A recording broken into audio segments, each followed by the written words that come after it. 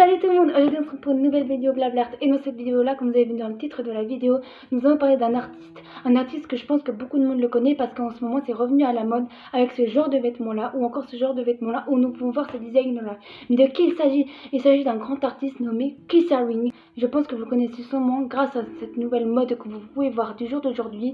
Vous avez sûrement vu sur ces vêtements là ou encore dans la rue en tant que graffiti ou street art. Bref, nous allons parler de cet artiste là pour comprendre un peu plus sa forme d'art, qu'est-ce qu'il a voulu interpréter, comment il en est arrivé jusque là à réaliser ce genre de personnage là. Bref, j'espère que ce genre de vidéo vous plaît. Si ce genre de vidéo vous plaît, de faire une vidéo égale un artiste, n'hésitez surtout pas à nous le dire en commentaire, ce sera avec un plaisir de le savoir. Comme ça on pourra peut-être faire ça avec d'autres artistes, que ce soit des anciens artistes comme des artistes de nos jours que nous pouvons voir sur les réseaux sociaux de tout domaine artistique, ce sera avec grand plaisir. Si vous avez des noms d'artistes que vous voulez voir dans les prochaines vidéos YouTube, n'hésitez pas à nous le mettre en commentaire, ce sera avec grand plaisir de le savoir. Pour ceux qui ne savent pas qui est Keith Haring, Keith Haring est un artiste né le 4 mai 1958, plus précisément en Pennsylvanie, c'est-à-dire aux États-Unis. Et d'où vient sa passion pour l'art? Je pense que beaucoup de gens se posent la question parce qu'on a tendance à voir ce style ou ce style de dessin, mais on ne sait pas d'où ça vient. Plus particulièrement, ça vient parce qu'il regardait énormément de dessins animés étant jeune, plus particulièrement des Walt Disney, et c'est de là principalement où vient sa passion pour l'art. Mais ça vient aussi du fait qu'il regardait et était hyper passionné par les dessins qu'il y avait faits par la nature dans les déserts de Nazca qui est situé juste là, et ça ressemblait plutôt à ce genre de dessin là qu'on pouvait voir qui était fait par la nature. Mais d'ailleurs, c'est quoi son style? Par quoi on le représente? De quel mouvement il s'agit? Eh ben, on peut le représenter par trois mouvements différents et pendant sa carrière artistique, qui étaient ces trois mouvements là. Donc l'art contemporain, le pop art, mais aussi le street art, car il a fait durant sa carrière ces trois formes d'art plus particulièrement. Mais vous allez me dire, comment il en est arrivé à faire ce genre d'illustration ou ce genre de dessin que nous pouvons voir à l'heure actuelle sur ce genre de vêtements là que vous pouvez retrouver en magasin? Et particulièrement, lors de ses 18 ans, il a décidé de déménager de Pennsylvanie pour arriver toujours aux États-Unis, parce qu'il s'intéressait énormément aux États-Unis. Donc c'est pour ça qu'il a décidé de rester aux États-Unis pour continuer à vivre de sa passion qui était l'art. Il a décidé ensuite de déménager du coup à New York pour précisément faire ses études à New York dans le domaine de l'art. Donc il a commencé durant un an à faire des études lors de ses 18 ans, plus particulièrement à Ivy School Professional Art. Désolé pour mon anglais qui n'est pas bien présent, mais mais voici à quoi l'école ressemblait. Donc c'était à Pittsburgh, donc ça se situe ici aux États-Unis. Donc bien évidemment, un an il a fait beaucoup de choses en lien avec la publicité, car c'était une école de publicité. Mais au bout d'un an, il a décidé d'arrêter parce que ça ne l'intéressait absolument plus. Du coup il a décidé de changer d'école. Mais dans quelle école est-il allé? Il a décidé de se relancer dans une nouvelle école d'art, mais plutôt dans l'école art visuel de New York. Et d'ailleurs c'est là où il a commencé à être un peu plus clair sur ce qu'il voulait faire dans le domaine de l'art. D'ailleurs c'était un artiste énormément engagé, car quand vous pouvez le voir, quand je vais parler tout au long de cette vidéo, il a énormément été engagé en tant qu'artiste, car il défendait énormément de valeurs et de causes, comme par exemple la drogue, le racisme, le nucléaire ou encore l'homophobie. Et vous pouvez le voir du jour d'aujourd'hui dans ses œuvres que on pouvait retrouver toutes les valeurs et toutes les causes qui défendaient énormément, que je vous ai présenté précédemment. Que Keith Haring commence à vouloir partager son art à travers le monde, mais particulièrement comment il a décidé de faire ça. Il se baladait énormément lors des années 1980 pour justement essayer de voir qu'est-ce qu'il pouvait y avoir déjà dans le domaine de l'art quand il se baladait à New York aux États-Unis. Donc il voyait beaucoup de street art, de graffiti. Donc c'est ce genre d'œuvres qu'il pouvait voir dans la rue, qui sont souvent faits par des bombes de peinture ou de la peinture en règle générale, qui défendent beaucoup de causes. Du coup il a décidé de s'y intéresser un petit peu plus. Du coup il a décidé de récupérer des panneaux publicitaires qui n'étaient absolument pas du tout utilisés à New York, qui étaient un peu vierges, vides, etc. Et de les prendre et de les récupérer et de prendre une craie plutôt blanche pour le coup, et de dessiner par dessus ces panneaux qui n'étaient inutilisables. Et c'est de là où il a commencé à se faire un peu plus connaître. Mais lors de ses œuvres qui ressemblaient à ça ou à ça, malheureusement à chaque fois qu'il réalisait ce genre d'œuvre, il a à chaque fois été repris par la police, parce que c'était à chaque fois illégal de faire ce genre d'œuvre. Car oui, si vous ne le savez pas, souvent quand on fait du street art ou du graffiti, la majeure partie du temps c'est souvent illégal, et c'est pour ça qu'il faut faire super attention quand on en fait. Et c'est pour ça qu'à chaque fois il s'est repris, mais c'est pas pour autant que à chaque fois qu'il a été repris par la police qu'il n'a jamais arrêté de continuer à faire promouvoir son art, parce que comme il le dit tout au long de sa carrière, c'est que son art, il a vraiment envie que ce soit reconnu par le monde et que ce soit surtout accessible pour tout le monde et que ce soit facile d'accès pour tout le monde et que tout le monde y ait accès. Donc c'est pour ça qu'il a voulu continuer à se battre pour promouvoir de son art. He stalks the New York City subways, waiting for his chance to strike. When the opportunity comes, he moves fast. He has to. Opportunity for Keith Haring is a blank advertising poster. Using a piece of chalk, the young man from Kutztown, Pennsylvania, draws a picture, a cartoon-like drawing which he finishes in a minute or two and then moves on. He may do as many as 30 such drawings in a day, all different, but all the same in certain ways. He puts them down here so that millions can see them, and millions do. You don't have to know anything about art to appreciate it. There aren't any hidden secrets or things that you're supposed to understand. But he's got to be careful, because technically what he's doing is illegal graffiti. I'm going to arrest for graffiti in the subway. Haring doesn't think he is defacing anything. He believes it is art, and many subway riders seem to agree. But the law is the law. For Haring, the arrest is always short-lived, and it's worth the temporary humiliation for him because he wants ordinary people, subway riders, to see his stuff. Is it art? Well, upstairs, there doesn't seem to be any question about it.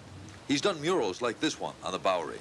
And you'll often find Haring working on paintings that look for all the world like those subway drawings.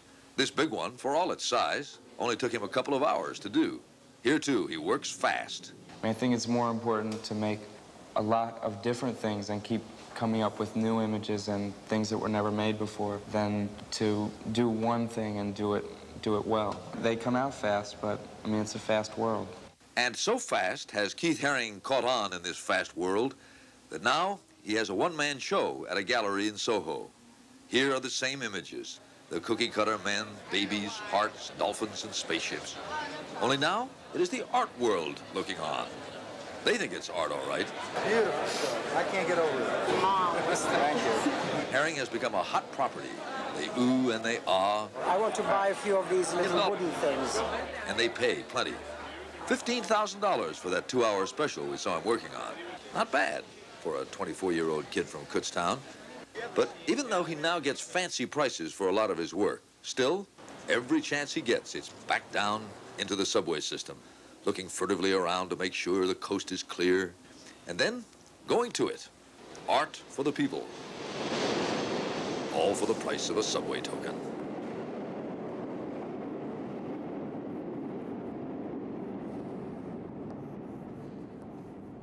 C'est à ce moment-là qu'il s'est fait commencer à se reconnaître en tant que street artiste, mais pas que en tant que street artiste, mais aussi en tant que pop art, car oui, c'est à ce moment-là qu'il a commencé à faire plutôt des œuvres, plutôt de style un peu plus coloré, vif, parce que comme vous pouvez le voir sur ces images-là ou ces images-là, souvent ces dessins, ce sont des bonhommes avec des traits rapides, mais aussi avec énormément de couleurs et surtout beaucoup de simplicité qu'on peut voir sur leurs personnages qui pourraient représenter, que ce soit des personnages ou aussi des chiens ou des loups-garous. Enfin, à vous d'imaginer à quoi pourraient ressembler ces œuvres, mais comme vous pouvez le voir aussi, c'est que dans ces œuvres, nous ne voyons pas forcément que des personnages avec beaucoup de simplicité et de la couleur, mais aussi beaucoup de causes qu'ils pouvaient défendre et des valeurs qu'ils pouvaient défendre, qu'ils le mettaient justement dans ces œuvres.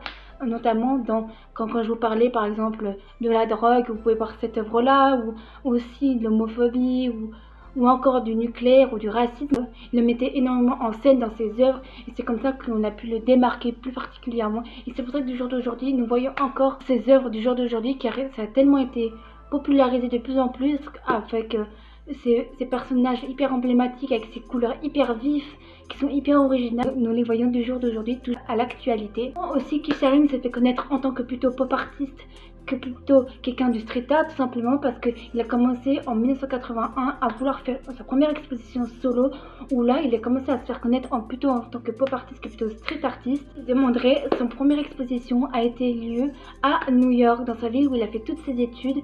Et d'ailleurs ça a été fait West Spencer Pear, donc ça ressemblait à ça le lieu. Je vous mets le nom juste là pour que vous puissiez plus comprendre où est-ce que ça situait sa première exposition. Et d'ailleurs c'était un but non lucratif parce que c'était dans un lieu d'artistes. Et d'ailleurs l'exposition s'appelait Des Refusés. Et c'était en 1981 qu'avait lieu sa première exposition solo. D'ailleurs aussi quelques œuvres qu'on peut y retrouver lors de sa première exposition qui avait lieu en 1981 comme je vous l'ai dit, à New York. Ça aussi, ça peut permettre de se faire reconnaître en 1980, car en 1980, pour ceux qui ne savent pas, il y avait une maladie qui s'appelait le sida, qui a ravagé énormément de monde. Lui et son ami, lors de leur adolescence, ils ont décidé, dans leur ville rurale, de justement faire plein de graffitis, mais aussi du gribouillage par-ci par-là, anti-Nixon. Mais ils ont voulu vraiment mettre en avant plein de graffitis, plein de messages à travers leurs œuvres qu'ils pouvaient faire dans la ville, dans les rues, au sein de ce pays, c'est-à-dire à New York, aux États-Unis. Pourquoi? Parce que tout simplement, ils en avaient marre. Ils voulaient justement montrer aux gens d'une autre manière, donc c'est-à-dire sous une forme d'art, comment eux ils voyaient et qu'est-ce qu'ils voulaient faire passer comme message. Et c'est de là où il a commencé aussi à pouvoir permettre de se faire connaître. C'est aussi en 1980 qu'il a rencontré le plus grand artiste qui est devenu son ami au Paralable, qui est Jean-Michel Basquiat. Alors je pense que vous le connaissez quand même parce qu'il a déjà fait des œuvres avec Andy Warhol, mais ça je vous en parlerai plus tard dans la vidéo, car Andy Warhol a aussi un lien avec tous ces gens-là. Bref, tout simplement, je me suis juste là. Ils sont devenus amis. Mais comment ils sont devenus amis? Tout simplement, ils sont allés au Club 57 à New York, qui est une boîte de nuit. Ils ont commencé à discuter sur l'art, de leur passion, de leur goût, de leurs valeurs qu'ils voulaient mettre en place sur l'art. Et c'est à ce moment-là qu'ils ont commencé à créer un lien d'amitié et qu'ils ont commencé à se connaître. Et c'est un duo vraiment que beaucoup de gens connaissent, Keith Haring et Basquiat. Vraiment, c'est vraiment deux symboles de l'art. Ce sont vraiment des duos hyper connus dans l'art du jour d'aujourd'hui. Parlons des œuvres qu'il a pu réaliser, Keith Haring, pour savoir un peu plus, connaître un peu ses œuvres, parce que je vous ai un peu dit un peu plus sur sa vie. Maintenant, parlons plus de ses œuvres. Alors, il existe une œuvre qui s'appelle Crack His Work, qui est une œuvre d'art la plus significative de l'artiste. Cette fresque se trouve à Harlem, New York, donc elle ressemble à ça. Donc comme je vous ai dit précédemment, Keith Haring est beaucoup engagé en tant qu'artiste, donc il va beaucoup mettre en valeur. Donc là plus particulièrement, c'était une œuvre, plutôt une fresque. Donc une fresque c'est souvent assez grand, il ressemblait à ça l'œuvre pour que vous puissiez de quoi je parle. Donc c'était une œuvre, plutôt une fresque à deux faces qui représentait sa réaction par rapport à l'épidémie de crack, qui était aussi une maladie hyper virale, qui atteint aussi son apogée en 1980. Et elle évoque énormément et critique énormément son impact sur la communauté américaine. Il a aussi réalisé une grande œuvre que tout le monde, je pense potentiellement pas mal de monde connaît, Tutto-Mondo. Donc cette peinture est monumentale, elle est exécutée en 1989 sur le mur extérieur d'une église, donc elle ressemble à ça. C'est aussi une œuvre très connue qu'on peut énormément retrouver du jour d'aujourd'hui et elle est encore visible il me semble. Donc voici une œuvre aussi hyper connue qu'il a pu réaliser. Comme je vous l'ai dit précédemment, Keith Haring voulait énormément que son art soit accessible à tout le monde, vraiment. C'est pour ça qu'en 1986, il décide de créer un shop, donc c'est-à-dire une boutique à New York, plus précisément à Soho, où justement là-bas, il a décidé de vendre plein de créations qu'il réalisait lui-même. Donc ça pouvait être des peintures, des sculptures, mais aussi des illustrations et plein d'autres choses encore, pour que les gens puissent acheter son art et qu'il soit accessible à plein de gens. Et je vais vous lire une petite phrase que Keith Haring a voulu dire quand il a créé son shop particulièrement. Il a décidé et il a dit exactement: je pourrais gagner plus d'argent si je me contentais de peindre quelques objets et d'en augmenter le prix. Ma boutique est une extension de ce que je faisais dans les stations de métro en brisant les barrières entre le grand et le petit art. Donc voilà, c'est ce qu'il a dit au moment où il a créé son shop, donc c'est-à-dire sa boutique à New York d'art où il vend ses créations. Donc c'est ce qu'il a dit dans son shop, donc c'est-à-dire dans sa boutique on pouvait retrouver plein de choses. Ça peut être de la peinture, des toiles, mais aussi des illustrations et encore plein d'autres choses, comme par exemple des sculptures. Oui, certes on le connaît moins par la sculpture parce qu'il a fait beaucoup plus de street art ou encore plus d'illustrations diverses et variées avec ce style de personnage là qu'on peut retrouver partout du jour d'aujourd'hui. Mais il a aussi fait des sculptures, particulièrement celle-là que je vais vous présenter, qui est une sculpture où on peut notamment retrouver son style artistique et les couleurs hyper vives qu'on peut retrouver dans ces illustrations ou ces street art qu'il peut déjà partager, mais ça change un petit peu et c'est beaucoup plus original et c'est beaucoup plus attractif de voir aussi qu'il a pu réaliser d'autres choses dans l'art. Donc comme vous pouvez le voir, comme cette sculpture que je vous ai présentée juste au-dessus, vous pouvez voir les couleurs vives du vert qu'il utilise énormément dans ses illustrations et ses dessins d'origine de base, mais aussi on peut voir qu'il a voulu faire un peu un style de custom, donc customiser la sculpture. Donc il a réalisé la sculpture et après la sculpture il a voulu mettre des couleurs vives qu'on peut voir dans ses illustrations et ses dessins de base, mais aussi les petites formes et les petits personnages que nous pouvons voir déjà de base dans ses illustrations ou ses street art. Donc c'est pour ça qu'il a voulu, il a voulu réussir à réaliser quelques petites sculptures. On le connaît moins par ça, mais c'était aussi super intéressant de montrer un peu ce qu'il pouvait réaliser en tant qu'artiste. C'est bien de voir un peu tout ce que les artistes ils peuvent faire dans l'art et je trouve ça super intéressant de vous le partager aussi. Maintenant, nous allons arriver beaucoup plus tard. Kissaring avait un marchand d'art, c'est-à-dire quelqu'un qui s'occupait de son art. Et c'était Tony Charfrazy, donc il ressemblait à ceci, pour ceux qui veulent savoir. Et du coup, il était propriétaire de la galerie d'art qui s'occupait, donc c'est-à-dire de la galerie d'art Charfrazy. Donc c'est pour ça que la galerie d'art s'appelait comme ça, parce que simplement celui qui a créé la galerie d'art Charfrazy, c'était quelqu'un qui était de la famille de Charfrazy. Et cette galerie d'art était bien évidemment à New York, pour pas changer, parce que Kissaring aimait énormément New York. Il voulait énormément mettre de choses à New York parce que c'est quand même une ville assez connue aux États-Unis, donc c'est pour ça qu'il a voulu mettre énormément d'œuvres à New York. Et pourquoi nous parlons de son marchand d'art de Kissaring attirer le monde de l'art avec une anecdote plus particulièrement, je vais vous la lire, qui était hyper croustillante parce que c'était pour protester contre la guerre du Vietnam. Alors pour ceux qui ne savent pas, la guerre du Vietnam a duré de 1955 jusqu'à 1975. Tony Charfrazy a une anecdote à nous raconter et cette anecdote c'était qu'en gros il allait au Museum of Modern Art de New York qui ressemble justement à ça et il a décidé de peindre avec de la bombe de peinture justement sur l'œuvre de Guernica de Picasso, cette œuvre-là plus particulièrement. Et qu'est-ce qu'il a voulu mettre sur cette œuvre avec une bombe de peinture justement qui était rouge, bah oui, plus particulièrement rouge, c'est très important. Bah, il a voulu écrire Kill All Lies, qui veut dire tuer tout mensonge en français, pour faire de la propagande justement sur l'œuvre, pour justement lier justement à la guerre du Vietnam, pour justement faire de la propagande sur l'œuvre de Picasso et justement pouvoir justement que les gens au niveau de l'art se rendent compte de ce qui se passe dans le monde actuel à cette époque. D'ailleurs, j'ai une anecdote à vous raconter concernant Kissaring. Pour ceux qui sont nés dans les années 90, plus particulièrement peut-être un peu plus tard même, et bah figurez-vous qu'il a réalisé une collaboration avec Quick. Oui, Kissaring a réalisé une collaboration avec Quick. Mais vous allez me dire, mais c'était quoi du coup? Et bah du coup, quand vous achetez un menu à Quick, et bah vous avez le droit à un verre de ce style-là. Je sais pas s'il y en a qui ont eu l'occasion de justement connaître cette collaboration et de pouvoir peut-être en avoir dans vos mains. Si c'est le cas, n'hésitez pas à nous dire en commentaire, ça sera avec grand plaisir de le savoir. Mais en tout cas, c'est une petite anecdote supplémentaire que je voulais vous raconter. Durant sa carrière, Kissaring a fait beaucoup de choses. Il a aussi notamment pu réaliser des pochettes d'albums pour plusieurs artistes, dont par exemple David Bowie, un grand chanteur. Donc sa pochette d'album ressemblait à ça. Il en a fait plein d'autres, je vous en affiche quelques-unes juste là. Et du coup, dans sa carrière, il a fait plein de pochettes d'albums. Mais il a aussi été hyper ami avec Madonna, qui ressemble à ça.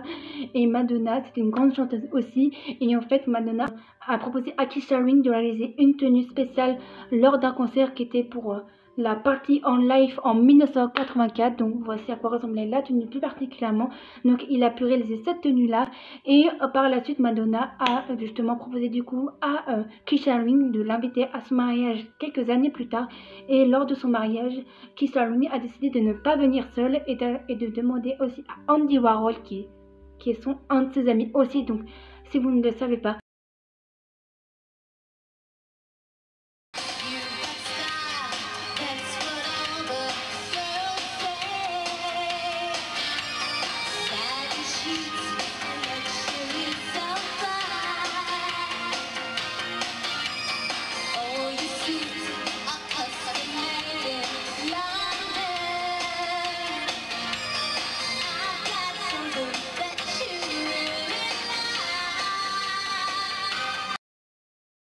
Kissaring, Basquiat et Andy Warhol étaient très amis tous les trois, si vous voulez le savoir.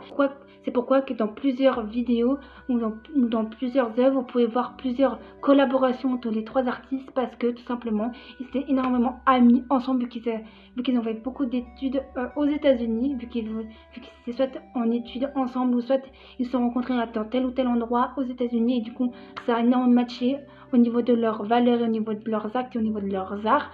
Et du coup, c'est pour ça qu'il a décidé de ne pas y aller seul, mais d'aller avec Andy Warhol. Mais ils se sont dit de tous les deux de pas y aller tous les deux sans rien. Ils ont décidé tous les deux de ramener une œuvre, chacun une œuvre qu'ils avaient réalisée en collaboration ensemble, et de justement de l'offrir à Madonna lors de son mariage. Donc voilà une autre petite anecdote que je voulais vous raconter. même été invité à son mariage quelques années plus tard et pour son plus sain, Kiss a décidé de ramener Andy Warhol. Bon, ben, pas mal comme plan last minute. Et en plus, ils sont pas venus les mains vides. Au passage, en 1986, Keith Haring a été appelé pour réaliser une œuvre sur le mur de Berlin. Car oui, pour ceux qui ne savaient pas, durant la guerre, le mur de Berlin a été divisé en deux. La partie est, la partie ouest, il ne pouvait plus traverser, il était barré par un mur. Bon, je ne vais pas en parler tout au long de la vidéo, mais si vous voulez savoir un peu plus sur le mur de Berlin, n'hésitez pas à aller voir la barre d'infos, car il y aura la page Wikipédia qui transcriront un peu plus d'informations sur le mur de Berlin. Mais voilà. Donc c'est pour ça qu'en 1986 plus particulièrement, 3 ans seulement avant la chute du mur de Berlin, le Mauer Museum, donc c'est-à-dire ce musée-là, le musée qui est en lien avec le mur, où à l'heure actuelle on peut encore retrouver, je crois, des chutes du mur, plus particulièrement qu'on peut payer. Et ils ont demandé justement à Keith Haring de réaliser une peinture murale sur ce mur. Donc le musée a demandé à Keith Haring de couvrir une portion du mur d'environ 300 mètres. Donc c'est énorme, je ne sais pas si vous en rendez compte, c'est énorme. Et c'est 300 mètres de long, vraiment c'est énorme. Mais sauf que Keith Haring n'a pu réaliser son œuvre que sur le côté ouest du mur de Berlin, parce que de l'autre côté ce n'était pas accessible bien évidemment, car comme je vous l'ai dit précédemment, le mur était divisé en deux et ceux qui voulaient aller en Allemagne avaient accès juste à un seul endroit du mur, c'est-à-dire le côté ouest plus particulièrement, car le côté est était énormément condamné et les gens ne pouvaient pas avoir accès absolument. Même ceux qui étaient à l'est ne pouvaient pas avoir accès à l'ouest, et du coup les familles étaient un peu coincés s'ils avaient des familles de l'un et de l'autre côté, donc c'est assez compliqué cette période-là. D'ailleurs, lorsque Keith Haring s'est rendu à Berlin pour réaliser son œuvre, l'artiste était déjà tellement connu et apprécié de son arrivée dans la capitale qu'il a eu une grande annonce médiatique, donc c'est-à-dire qu'il était énormément médiatisé parce qu'il était déjà énormément connu par ses œuvres qu'il a déjà pu réaliser auparavant. Ceux qui se demanderaient en combien de temps l'œuvre a été réalisée, l'œuvre a été réalisée en une seule journée et été détruite aussi, oui, parce que les gens, quand ça parle d'art, etc., il y a toujours des gens qui ne sont pas contents quand on fait de l'art, surtout du street art plus particulièrement, ou des graffitis. Du coup, il a tout de suite été, en laps de temps, a été détruit, donc ce qui est dommage. Mais heureusement, nous avons encore des photos, donc je vous mets quelques petites photos du mur que Keith Haring, plus particulièrement du mur de Berlin, qu'on lui a demandé de réaliser. Donc vous voyez un peu plus à quoi ça ressemble pour ceux qui se poseraient la question. Comme vous pouvez le voir sur l'œuvre de Keith Haring sur le mur de Berlin, il a déjà mis des couleurs vives. Comme vous le savez, il adore énormément les couleurs vives, mais c'est pas ça le sujet. Ce qu'il a voulu faire, c'est qu'en gros il a voulu montrer la fraternité entre les deux côtés de l'Allemagne, donc l'Est et l'Ouest, justement en dessinant des personnages qui se tenaient la main, qui étaient unis. Pour raconter l'anecdote pourquoi nous, sur l'œuvre de Keith Haring, nous voyons du jaune, du rouge et du noir, tout simplement. Le jaune qui était le fond de la couleur, et puis le rouge et le noir qui représentaient les personnages et les symboles qu'il y avait sur cette fresque, tout simplement parce que c'est le drapeau allemand. Pour ceux qui ne savent pas, le drapeau allemand ressemble à ceci, donc il a voulu reprendre vraiment les codes du drapeau allemand pour justement pouvoir prendre les codes et récupérer toutes les couleurs symboliques de l'Allemagne, c'est-à-dire du drapeau, et justement les utiliser pour justement la fresque du mur de Berlin. Il trouvait ça super intéressant de pouvoir faire ça avec les couleurs qui représentaient l'Allemagne, c'est-à-dire le drapeau. D'ailleurs, le message de Keith Haring par rapport à cette œuvre, ce n'était pas destiné à plutôt l'Est ou l'Ouest, non, il voulait juste Keith Haring simplement de voir un jour peut-être pouvoir voir l'Est et l'Ouest réunis, et du jour d'aujourd'hui c'est possible. Comme vous pouvez le voir, il y a eu le chute du mur de Berlin le 9 novembre 1989, plus particulièrement pour ceux qui le savent, et du coup du jour d'aujourd'hui, l'Est et l'Ouest de l'Allemagne sont réaccordés, c'est-à-dire qu'on peut traverser sans problème, sans souci, sans problème. Et oui, comme je vous l'ai dit au début de la vidéo, Keith Haring est énormément engagé, donc c'est pour ça que sur le mur de Berlin, il a voulu réaliser une œuvre engagée, et comme vous pouvez le voir, c'était une œuvre assez engagée dans le sens où il voulait que justement ça avait une signification, c'est-à-dire qu'il voulait que, en gros, un jour qu'il aimerait beaucoup que l'Est et l'Ouest soient réunis et que le mur soit complètement terminé et que ça n'existe plus du tout.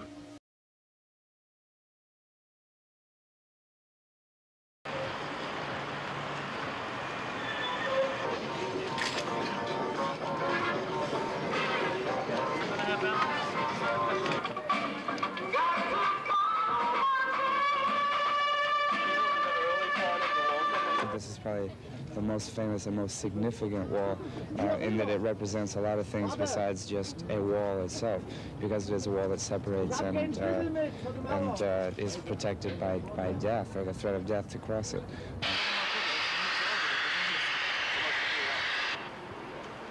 Genau so ist es. Haben Sie meinen Protest verstanden? Ich habe diese Erklärung entgegengenommen und werde sie meiner vorgesetzten Dienststelle zur Kenntnis bringen. Ich weise darauf hin, dass wir zusammen rein technisch machen. Ich habe Sie verstanden. Et là, nous arrivons en 1998, dans la fin de sa vie, où justement il a été condamné lui aussi à avoir le virus du sida. Alors oui, c'est malheureux, mais il a aussi dû avoir le virus du sida. C'est vrai qu'à cette époque-là, il n'y avait pas beaucoup de remèdes pour justement pouvoir diagnostiquer et justement soigner les gens du virus du sida, parce que c'était vraiment une sacrée maladie assez dégueulasse, on va dire les termes. Et du coup, à ce moment-là, du coup, vu qu'il a appris qu'il a été atteint du sida, il a décidé de mettre sa notoriété en contribution en créant Keysharing Foundation, où justement il va essayer de chargé de venir en aide aux patients luttant contre cette maladie et aux enfants dans le besoin. Et le 16 février 1990, c'était donc à New York qu'il a décidé de faire ça plus particulièrement. Et bien évidemment, du coup, le 16 février 1990, le même jour à New York, Keysharing décède de complications liées au virus de sida. Et je voulais aussi vous raconter une autre anecdote concernant Keysharing. Donc Keysharing, il a réalisé aussi une fresque à l'hôpital Nesker pour aider justement les enfants malades. Donc cet hôpital là que je voulais vous parler, et il a réalisé cette fresque là sur l'hôpital justement. Et cette fresque, on peut la retrouver donc comme j'ai dit à Nesker, c'est-à-dire c'est un hôpital situé à Paris. Il a réalisé ça en 1987 plus particulièrement. Du jour d'aujourd'hui, c'est les administrateurs de l'hôpital qui l'ont condamné. D'ailleurs, pour ceux qui se demanderaient, mais vous dites mais du coup il est mort jeune? Oui, il est mort à 31 ans, ce qui est très jeune, mais en même temps quand tu es contaminé par un virus qui est par exemple le sida, c'est vrai que tu peux mourir extrêmement jeune, parce que à cette époque là, comme je vous l'ai dit, c'est compliqué justement de pouvoir soigner cette maladie, parce que comme c'est en plus c'est un virus encore plus compliqué. Donc c'est pour ça que à cette époque là on ne pouvait pas spécialement justement soigner cette maladie, mais du coup il est mort extrêmement jeune. Voilà. En tout cas, j'espère que cette vidéo sur Keysharing vous aura plu et que vous en aurez appris plein sur lui. Si vous avez d'autres choses que vous voulez rajouter par rapport à Keysharing que je n'ai pas dit, ou que vous voulez me poser comme question, peut-être que n'hésitez pas à le mettre en commentaire, ce sera avec grand plaisir que je vous réponds. Cette vidéo est terminée, tu peux t'abonner, liker, laisser un commentaire, nous soutenir si cette vidéo t'a plu. N'hésite pas non plus à aller faire un tour sur les réseaux sociaux qui sont en barre d'informations. Et puis voilà, bonne journée à tous, salut!